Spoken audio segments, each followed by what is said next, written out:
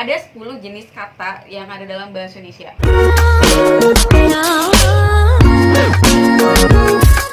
Assalamualaikum warahmatullahi wabarakatuh. Halo, bertemu lagi dengan Bu Titi. Hari ini kita akan belajar tentang kaidah kebahasan teks LHO.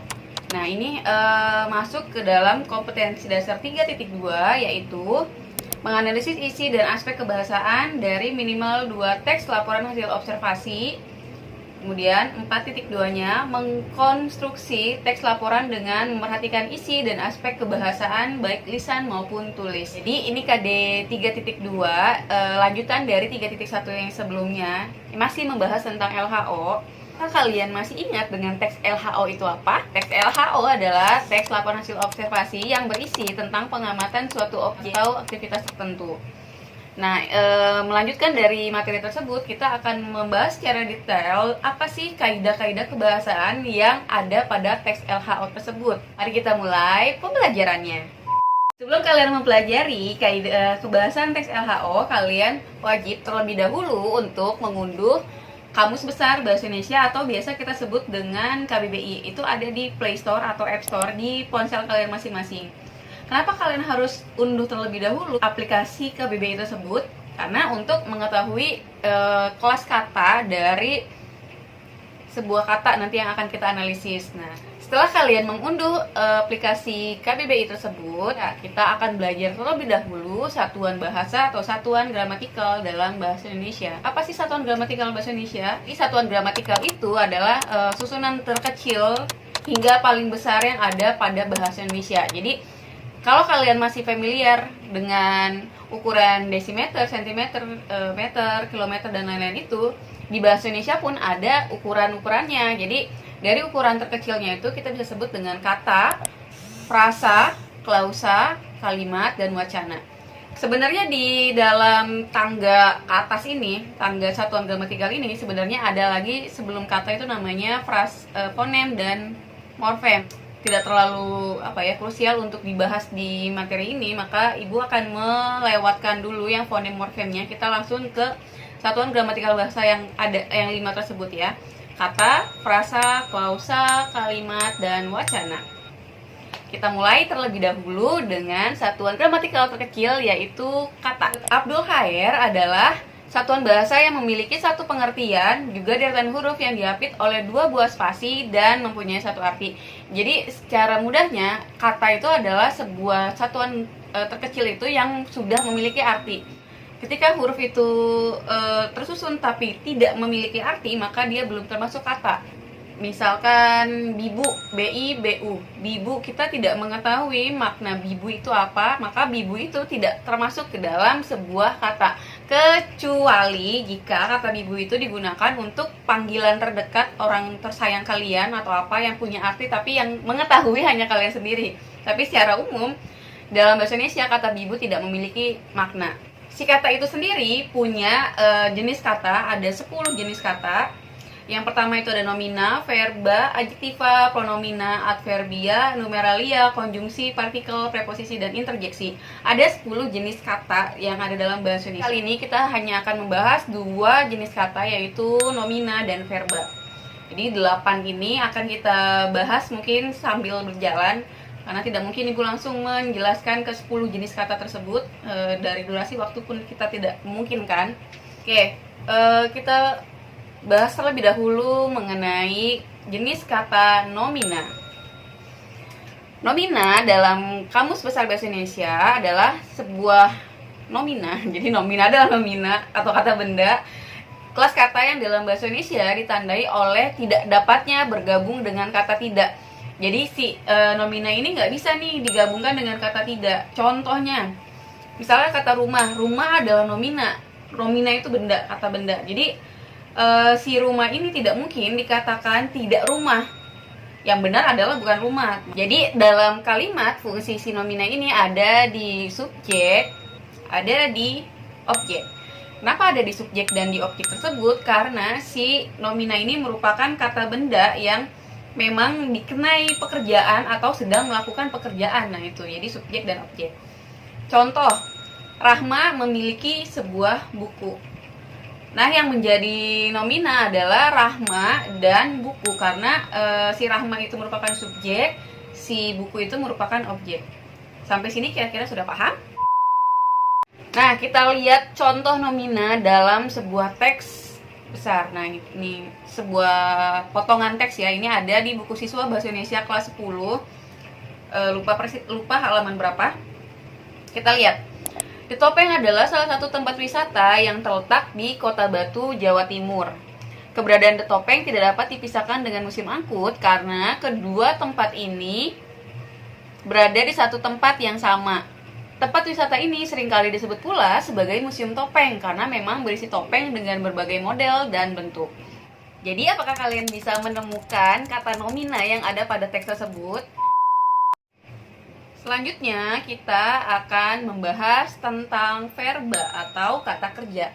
Menurut Kamus Besar Bahasa Indonesia, verba itu adalah kata yang menggambarkan proses, perbuatan atau keadaan, atau bisa disebut juga dengan kata kerja.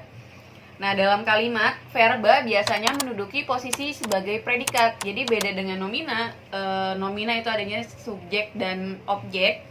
Nah, si predikatnya itu diisi oleh si verba tersebut. Dia yang memberikan tugas kepada si subjek untuk melakukan sesuatu. Maka si verba ini yang mempunyai andil untuk lakukan itu. Nah, contoh verba adalah lari, makan, minum, menulis, apalagi melempar, menerima, dan lain sebagainya. Itu pokoknya semuanya kata kerja itu masuk ke verba. Kita lihat contoh dalam teks. Contoh ya, kita bacakan dulu. Sampah merupakan barang sisa yang tidak memiliki nilai ekonomi. Sampah dibagi menjadi dua jenis, yaitu sampah organik dan anorganik. Sampah anorganik adalah sampah yang sulit diuraikan, tidak bisa hancur dengan alami, biasanya terdiri atas limbah bahan-bahan kimia yang tidak mudah diuraikan. Sedangkan sampah organik adalah sampah yang dapat diuraikan lagi dan mudah membusuk. Oke, kita cari kata verba dalam teks ini.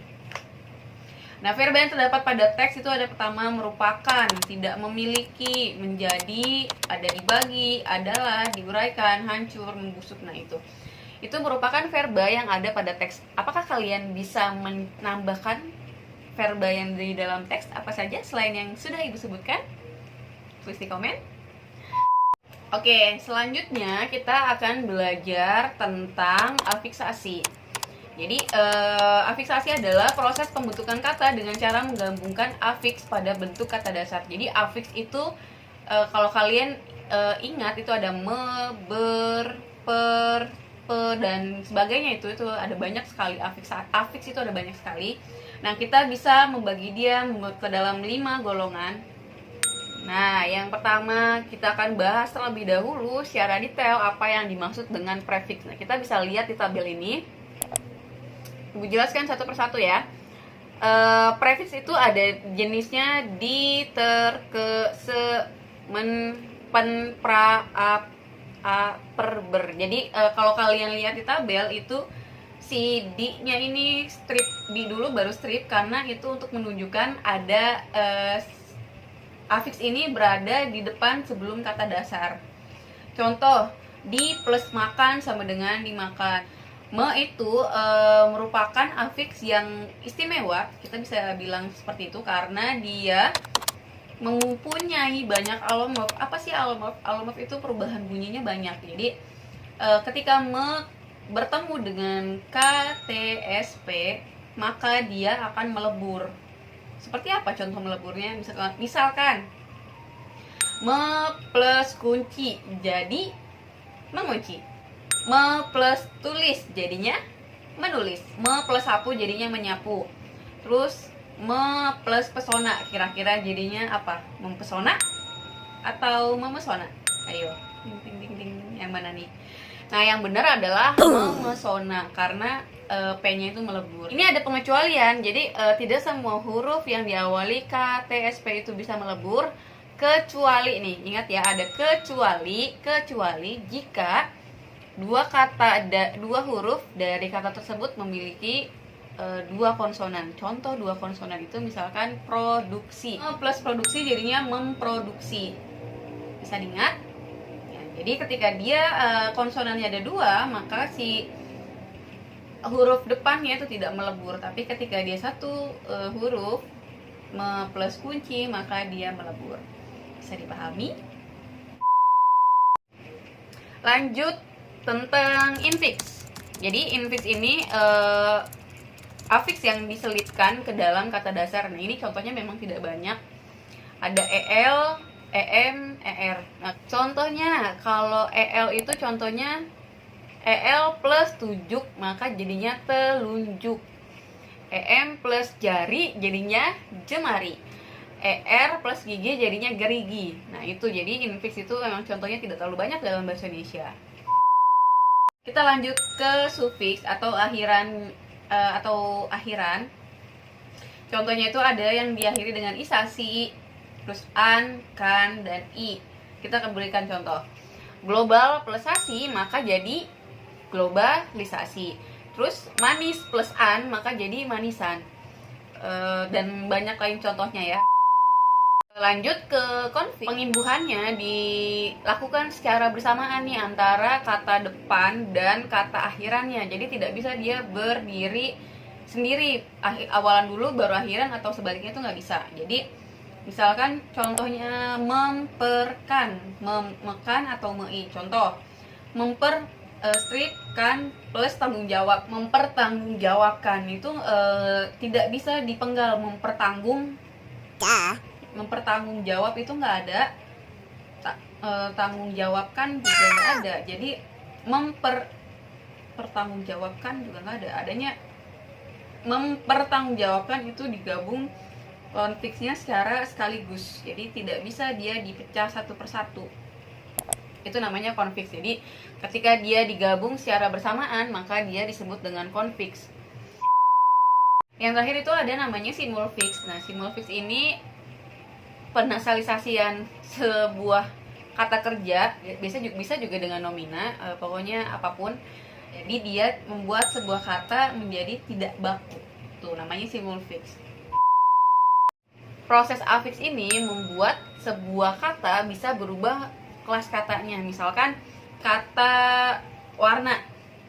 Warna itu merupakan kelas kata nomina. Tapi ketika dia diberikan konfiks mei, mewarnai, maka si mewarnai itu sendiri menjadi verba. Kenapa bisa menjadi verba? Karena ada proses afiks tersebut. Yang tadinya warna itu nomina berubah menjadi, diberikan konfiks mei, maka berubah menjadi mewarnai. Yang tadinya nomina berubah menjadi verba. Dan dari verba pun bisa berubah jadi nomina. Tulis itu kan verba. Itu ketika ditambahkan sufiks an, tulisan, maka dia berubah jadi nomina. Nah, itu yang dimaksud dengan perubahan kelas kata. Nah, ini video part 1. Nanti kita akan melanjutkan di video part kedua tentang frasa, klausa, kalimat, dan lain-lainnya. Sampai bertemu di video part kedua. Dadah.